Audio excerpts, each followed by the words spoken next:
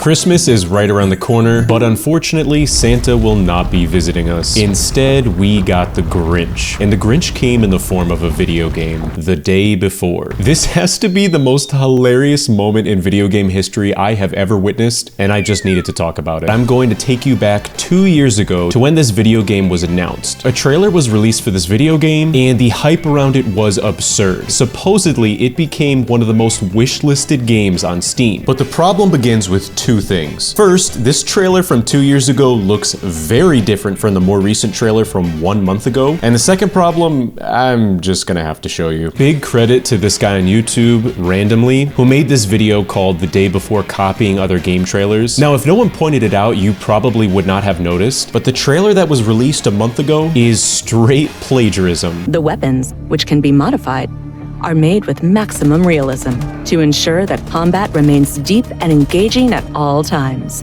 Make combat deep and engaging at all times. Okay, so if you didn't hear that, that first clip was a trailer for The Day Before, very clearly stating that the combat is deep and engaging at all times. Then we cut to a Red Dead Redemption trailer where they also say that the combat is deep and engaging at all times. Now, if you're not aware of this, I'm sure you are, but Red Dead Redemption is a game that came out a long time ago, many days before The Day Before. But wait, there's more. Each weapon boasts unique characteristics, as well as realistic reload and recoil mechanics.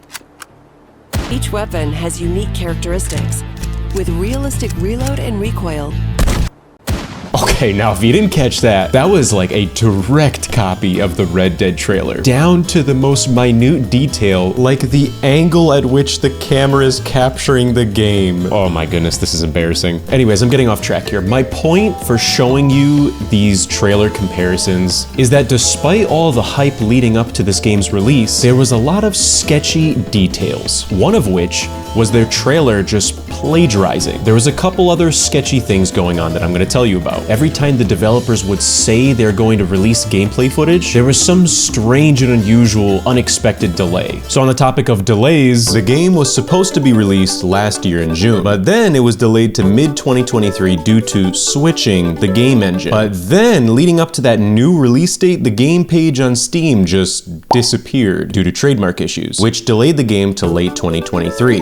But then, leading up to that new release date, the developers said, whoops, sorry, there's a new release date, which is December 7th. Oh, also it's gonna be early access, which means we're charging money for a game that isn't even finished. So with all this in mind, things seemed very sketchy. The developers actually had the gall to say that The Day Before is not a scam. Well, it doesn't matter. The developers pushed through and they released the game. And The Day Before went from being the most wishlisted game on Steam to being one of the worst reviewed games on the platform of all time. So it was released as early access on December 7th, 2023, which was just a few days ago. And what's hilarious is that I never even got the chance to play it, which I'm gonna get to in a second. Now keep in mind, Lethal Company is early access. And if you haven't played that yet, it is really fun. It's a fantastic game. No pun intended, because the developers of The Day Before are literally called Fntastic. Now, like I said, I didn't get a chance to play this game, but it looks rough. Genuinely looks like something that came out on the PlayStation 3. Now, this is all alleged because, like I said, I never got a chance to play it, which I'm gonna get to, but supposedly the tutorial of this game was so long, 2 hours, that people are thinking that they made the tutorial purposefully long so that you were unable to refund the game by the time you were done with the tutorial. And based on videos that were put out on YouTube, the tutorial just looks like a lot of talking with people. Why this guy's in his boxers, I do not know. Taking a moment to scan through the gameplay, it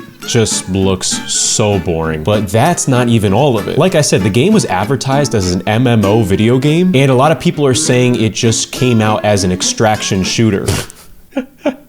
This is just one example of how glitchy this game is. And I just noticed now, this game was 50 gigabytes? What in the world? But just for reference here, Legend of Zelda Ocarina of Time was 32 megabytes. Legend of Zelda Breath of the Wild was 13.4 gigabytes. I have no idea how this game was 50 gigabytes when it looks so empty. There's no way. I just realized something. Another example of just straight plagiarism. I don't know if this is common in the world of zombie apocalypse post-apocalypse video games, but you could see on the gameplay on the screen here that there are these like white lights on the sides. I don't know if that's like disinfecting lights or something, no clue. But I realized that I recognized it looked very familiar. And the exact setup is used in The Division 2, which in my opinion was also a horrible game. That is so ridiculous. Anyways, it doesn't matter, I'm getting off track here. The Day Before was supposedly in development for 5 years. It releases just a few days ago. The Steam page is overwhelmed with horrible negative reviews. Reason number 1, because it looked nothing like the trailer that they initially released. And reason number 2, because the Steam page clearly says it's an open world MMO survival, and the game was nothing like that. But then there's 2 plot twists here that you are never going to imagine. In the span of 5 hours on December 11th, this is what happened. The developers of The Day Before, Fntastic, announced that they are shutting down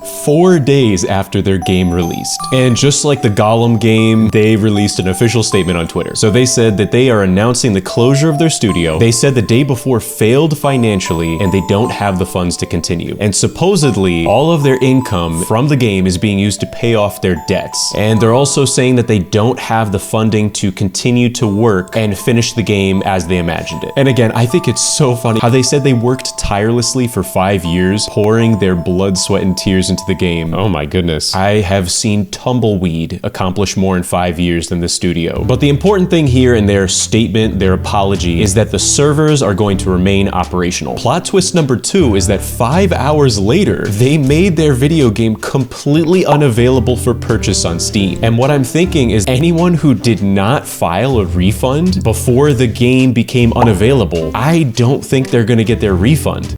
Ever. So while I can't imagine The Day Before even made that much money, this is technically considered to be one of the first video game rug pull moments in history. It seems the scenario is that they built up tons of hype with a pre-rendered trailer, making this game one of the most wishlisted games on Steam of all time. They build up hype and string people along, pushed out whatever they had available, and then immediately shut everything down and take the money and run. At the end of the day, I am actually just sad I didn't get a chance to play this game. I forced myself to play Gollum and it really was excruciatingly hilarious. Now, today, it really is like the day before this game came out. It just never existed. This entire debacle was just so funny to learn about, and it's pretty wild how this is becoming more and more common. This really does remind me of the Gollum game, how the developers apologized for how bad it was, then they announced that their division responsible for the game was being terminated. But when it comes to The Day Before, everything just seems so off. And many of the questions we have will probably never be answered. Did Fntastic actually have debts that caused their shutdown? Or are they just running with as much money as they can get their grubby little fingers on? All I know is that this was really funny and I was entertained. Anyways, yeah, I just thought this was funny and I wanted to talk about it. So thanks for listening. Have a good day.